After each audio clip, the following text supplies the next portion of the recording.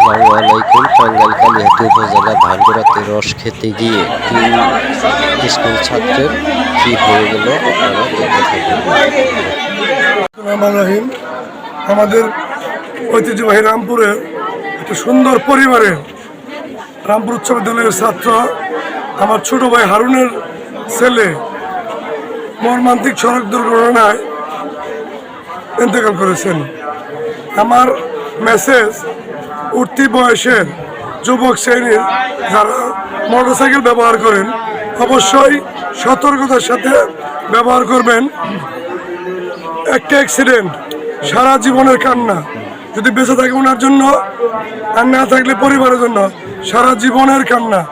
আমরা এই আমাদের যুব সমাজ এই মোটরসাইকেলের মাধ্যমে আর হারাতে চাই না। আজকে যে ঘটনা ঘটছে এত মর্মান্তিক, আমরা মর্মাহত। আমার ভাতিজা রামপুর স্কুলের ছাত্র, আমরা এর শোক সন্তান্ত পরিবারের প্রতি সমবেদনা জ্ঞাপন করছি। সেই সাথে মরহুমের রুহের আত্মার মাগফিরাত কামনা করছি। আল্লাহ যেন এই ছেলেকে বেহেশত নসিব করেন।